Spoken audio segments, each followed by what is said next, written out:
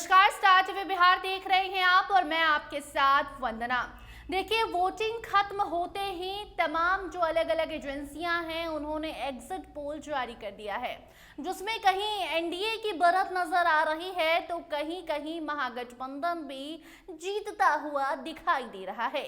मगर इस वक्त हमारे साथ सीनियर जर्नलिस्ट अनूप नारायण सिंह हैं। इनसे हम बात करेंगे सारण के एग्जिट पोल पर। सारण में 10 विधानसभा सीटें हैं और सबसे हॉट जो सीट है इस वक्त वो छपरा बना हुआ है। तो सबसे पहले तो अनूप जी आपका बहुत बहुत स्वागत है। चलिए, आपका भी बहुत बहुत स्वागत है जी। अनूप जी, अगर सारण की बात करें तो सबकी निगाहें छपरा पर टिकी हुई हैं। एक तरफ भाजपा से छोटी कुमारी और दूसरी तरफ खेसारी लाल यादव। क्या कह रहा है आपका अनुमान, किसके पक्ष में परिणाम जा रहा है? छपरा में सबसे पहले आपको बताएं कि शत्रुघ्न कुमार उर्फ खेसारी लाल यादव चुनाव हार रहे हैं। और देखिए, ये जो चुनावी समीकरण है सारण का, जो छपरा जिला है वो सारण लोकसभा क्षेत्र के अंतर्गत आता है। इसमें 6 सीटें हैं। सोनपुर है, परसा है, गरखा सुरक्षित है, अमनौर है, मढ़ौरा है और छपरा सदर है। महाराजगंज लोकसभा क्षेत्र की जो सीटें हैं, माझी, एकमा, बनियापुर और तरैया, ये सारण जिले के अंतर्गत आती है। तो 10 सीटों का जो समीकरण है वहां पर यदुवंशियों और रघुवंशियों के बीच कांटे की टक्कर होती है। जिस सीट की चर्चा आप कर रही हैं छपरा, उस पर पूरे देश की निगाह है। भोजपुरी के ट्रेंडिंग स्टार खेसारी लाल यादव चुनाव लड़ रहे हैं। हालांकि उनका नाम शत्रुघ्न कुमार है। उन्होंने जब हलफनामा भरा तब तक लोगों को पता नहीं था। खुद जो खेसारी हैं वो एकमा के रहने वाले हैं। पहले उनको एकमा से चुनाव लड़ना था, फिर उनको माझी शिफ्ट किया जाना था। फिर देखा गया कि छपरा में कोई रणधीर सिंह आरजेडी से चुनाव लड़ते थे, प्रभुनाथ सिंह के बेटे थे, विधायक रह चुके थे, तो उनको माझी जदयू में चले गए और माझी शिफ्ट कर दिया गया। अब देखिए, खेसारी लाल यादव के साथ सबसे बड़ी समस्या छपरा सदर सीट पर यह रही कि यादव जो वोटर थे जितने ज्यादा एग्रेसिव हुए, बाकी की जो जातियां थी उनकी गोलबंदी दूसरे खेमे में होने लगी और राजीव प्रताप रूढ़ी पर किसी का ध्यान नहीं गया। आप याद कर लीजिए 2024 के लोकसभा चुनाव को, वहां से रोहिणी आचार्य चुनाव लड़ रही थी। रोहिणी आचार्य ने लालू प्रसाद यादव के लिए किडनी दान किया था। ये वही छपरा है जहां से लालू प्रसाद यादव पहली बार सांसद बने, उसके बाद विधायक बने। तो छपरा का जो मिजाज था जातीय समीकरण में, जैसे खेसारी गए, सुधीर सिंह का भी मामला उठा, किस तरह से सोशल मीडिया पर राजपूतों को गाली दी गई। तो ये तमाम चीजें जो थी खेसारी के लिए विपरीत परिस्थितियां बनाने लगी। और खेसारी जो कुछ भी बोल रहे थे, उनको राम मंदिर पे नहीं बोलना था। उन्होंने कह दिया भैया राम मंदिर बनाने से खेसारी जो है वो सनातन विरोधी नजर आने लग गए। नहीं, उनका जो बयान था उनको खुद नहीं पता था कि क्या बोल रहे हैं। अपनी पत्नी को लेकर बोला कि भाई रात में पत्नी है, बाजार में जाते हैं तो बहन। तो जो वोटर है, वोटर को छपरा के जल जमाव से मतलब है, वोटर को छपरा के डेवलपमेंट से मतलब है, वोटर को मुंबई में किसी फिल्म स्टार से मतलब नहीं है। और यही कारण रहा कि जो छोटी कुमारी हैं, जिला परिषद की पूर्व अध्यक्ष रह चुकी हैं, वैश्य समाज से आती हैं और ऐसे में वहां राजपूत और वैश्य मतदाता जो हैं अंतिम वक्त में एकजुट हो गए। दूसरी तरफ मुस्लिम यादव समीकरण के भरोसे खेसारी रह गए। हालांकि वहां टक्कर कांटे की है, लेकिन जो ग्राउंड जीरो रिपोर्ट है उसमें खेसारी चुनाव हार रहे हैं। ठीक है, तो उस पर निगाहें थी क्योंकि छोटी कुमारी के लिए कई लोगों ने बैटिंग किया और शायद ये भी वजह हो सकती है क्योंकि छोटी को जब टिकट दिया गया तो छपरा का माहौल यह था कि बहुत लोग उन्हें नहीं जानते थे। हालांकि खेसारी भी बाहरी है, बाहरी कहलाते हैं और हैं भी, क्योंकि वो तो अपनी पत्नी को टिकट दिलवाने वाले थे, तो इसलिए खेसारी वहां से हार रहे हैं। जी नहीं, देखिए, आप छोटी कुमारी कोई नया चेहरा नहीं है। बीजेपी को एक कार्यकर्ता को टिकट देना था और जिनका टिकट कटा, सीएन गुप्ता लगातार 2 बार से वहां से विधायक थे, तो वैश्य मतदाता जो हैं वो नाराज नहीं हो, इसलिए किसी वैश्य को देना था। हालांकि वहां पर कई सारे दावेदार थे, लेकिन छोटी कुमारी के बहाने बीजेपी ने यह मैसेज दिया कि हम अपने कार्यकर्ताओं का सम्मान करते हैं। और अगर सारण की बात करें, एनडीए की बात करें, तो सबसे बड़ा चेहरा राजीव प्रताप रूढ़ी का। और लोकसभा चुनाव में जिस तरह से कांटे की टक्कर हुई थी छपरा सीट पर, वहां से लीड किया था राजीव प्रताप रूढ़ी ने, तो कहीं ना कहीं वैश्य समाज को उसका कर्ज वापस करना था। और ऐसे में छोटी कुमारी जो थी, लड़ तो छोटी कुमारी रह रही थी, लेकिन प्रतिष्ठा जो दाव पर लगी थी वो राजीव प्रताप रूढ़ी की लगी हुई थी। ठीक है, अब मांझी पर आ जाते हैं। तो मांझी में रणधीर कुमार सिंह जो हैं वो है जदयू से और दूसरी तरफ सीपीआईएम के सुरेंद्र यादव भी हैं। वोटिंग के दिन भी तस्वीरें नजर आई जहां सुरेंद्र यादव के गाड़ी पर हमला किया गया। क्या है वहां का माहौल, लोग क्या चाहते हैं, कहाँ क्या एग्जिट पोल क्या कह रहा है मांझी? देखिए, मांझी में रणधीर कुमार सिंह चुनाव जीत रहे हैं और इसके कई सारे फैक्टर हैं। अगर आप 2020 के विधानसभा चुनाव की बात करें तो यहां पर जदयू की जो प्रत्याशी माधवी सिंह थी तीसरे नंबर पर थी। दूसरे नंबर पर वहां निर्दलीय राणा प्रताप सिंह थे। सत्येंद्र यादव सीपीएम के उम्मीदवार थे और चुनाव जीत गए। सत्येंद्र यादव से पहले की अगर बात करें 2015 में, तो यहां से विजय शंकर दुबे चुनाव जीते जो सिवान के रहने वाले थे। तो जो सत्येंद्र यादव का बयान था, उस बयान ने खासकर राजपूत वोटरों को, जो अपर कास्ट था, उसके लिए जो व्यंग बाण थे, जो जहरीले बोल थे, लोगों को मुक्ति चाहिए थी। और जिस तरह से प्रधानमंत्री की रैली हुई छपरा में, जिस तरह से अमित शाह आए, मुख्यमंत्री का कार्यक्रम हुआ और तमाम बड़े नेताओं को उतारा गया, तो एक बात तो साफ थी कि सत्येंद्र यादव के बहाने छपरा में एक बड़ा मैसेज देने की कोशिश की गई कि वहां पर एनडीए से रणधीर कुमार सिंह ही मुकाबला कर सकते हैं सत्येंद्र यादव का। और ऐसे में वहां गोलबंदी हो गई। राणा हालांकि निर्दलीय चुनाव लड़ रहे हैं, लेकिन लोगों के दिमाग में था कि राणा वोट कटवा साबित होंगे, इसलिए अंतिम समय में जो राजपूत वोटर थे वो एकजुट हो गए। लेकिन एक और बड़ा मांझी में खेल हुआ है। वहां पर जनसुराज के संस्थापक सदस्य हैं वाईबी गिरी, वो चुनाव लड़ रहे थे। उनका भी एक बयान आया वाईबी गिरी का। उन्होंने कहा कि भाई यादव और राजपूत जो हैं अपने कास्ट को ही वोट करते हैं, और इसके बाद गोलबंदी और ज्यादा बढ़ गई वहां पे।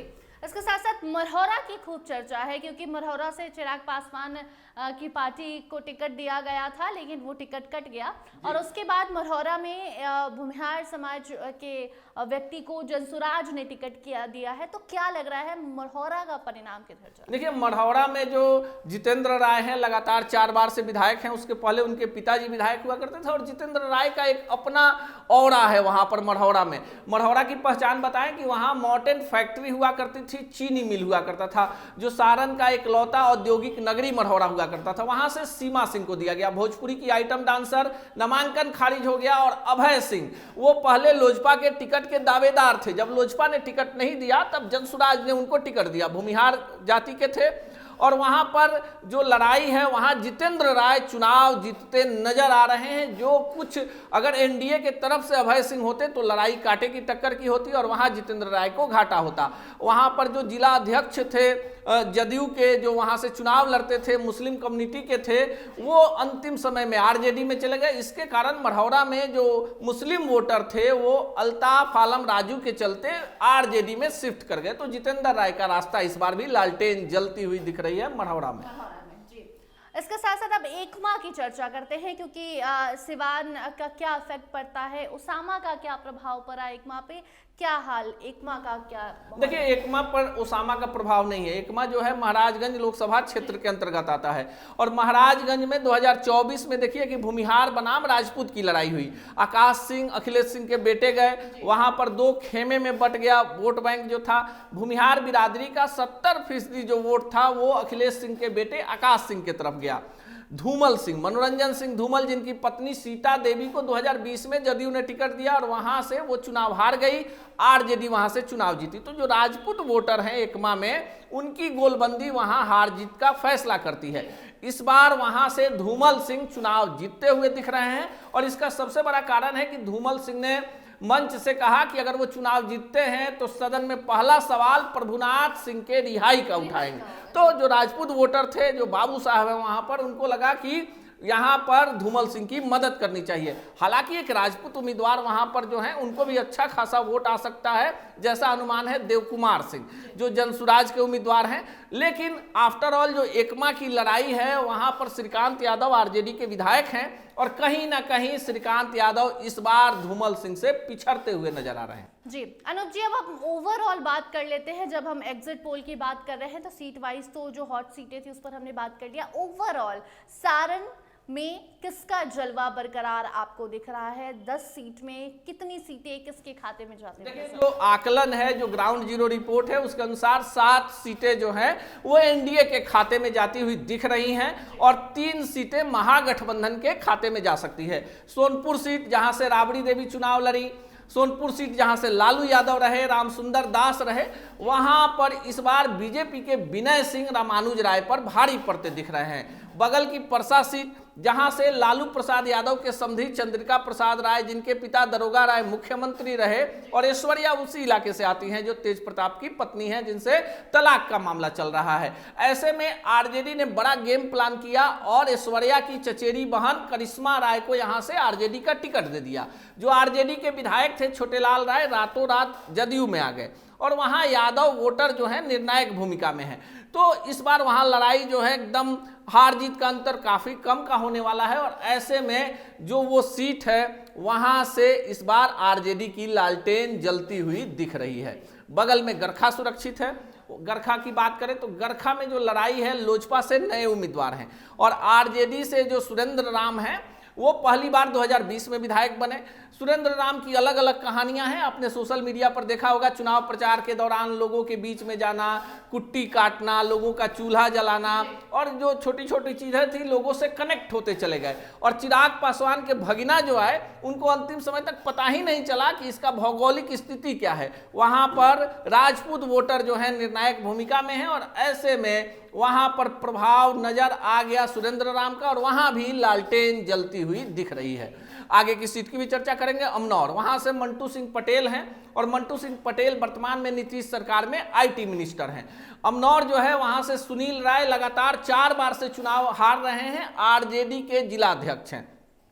इस बार वहां से एक जनसुराज के प्रत्याशी हैं जिनको भूमिहार जाति के हैं और उनको उतारा गया है। वहां भी कांटे की टक्कर है, लेकिन जो ग्राउंड जीरो रिपोर्ट है वहां पर राजीव प्रताप रूढ़ी का प्रभाव दिख रहा है और मंटू सिंह पटेल अमनौर से लगातार इस बार दूसरी बार वहां से विधायक बनते दिख रहे हैं। हालांकि पहली बार जब परिसीमन में 2010 में जदयू से जीते, 2015 में हारे, लेकिन जीतने वाली सीट भी बीजेपी के चोकर बाबा रहे। अनूप जी, क्या जनसुराज ने इस बार सारण के चुनावी परिणाम को प्रभावित किया या नहीं किया? क्योंकि काफी सोच समझ के सीटों का बंटवारा किया गया। सीटों का बंटवारे के साथ साथ जो कैंडिडेट्स हैं, कैंडिडेट्स को बहुत सोच समझकर जनसुराज ने दिया है हर जगह। देखिए, जनसुराज की बात करें तो सारण में जो सबसे बड़ा चर्चित चेहरा जनसुराज की तरफ से रहा वो जयप्रकाश सिंह रहे।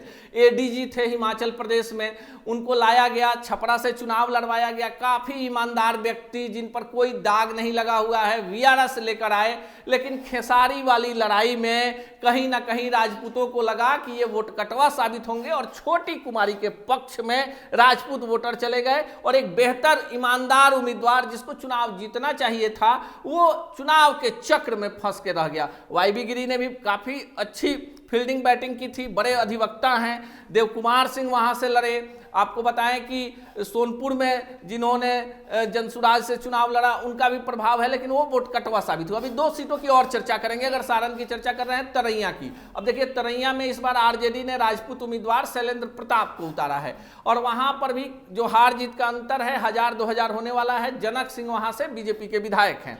बगल में बनियापुर है, प्रभुनाथ सिंह का गृह क्षेत्र है। लोकसभा में 35,000 वोटों से यहां से सिग्रीवाल बीजेपी के लीड किए थे। इस बार उनके भाई केदारनाथ सिंह जो वर्तमान में आरजेडी के विधायक हैं बीजेपी के कैंडिडेट थे, लेकिन जिनको आरजेडी ने उतारा उनके पति के हत्या के आरोप में प्रभुनाथ सिंह जेल में हैं। चांदनी देवी, उनके पति अशोक सिंह की हत्या हुई थी और उसी मामले में प्रभुनाथ सिंह जेल में हैं। लेकिन जो सहानुभूति लहर की बात करें तो वो सहानुभूति लहर बनियापुर में देखने को नहीं मिला है और बनियापुर में बीजेपी का कमल खिलता हुआ दिख रहा है। जी, बहुत बहुत धन्यवाद अनूप जी आपका। तो जो भी दर्शक देख रहे थे, आपको अभी हम बता रहे थे कि सारण का हाल क्या है, एग्जिट पोल क्या कह रहा है।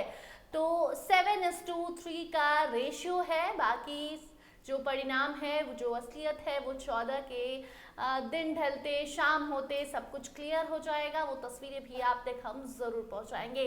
फिलहाल इसमें इतना ही। देखते रहिए स्टार टीवी बिहार। धन्यवाद।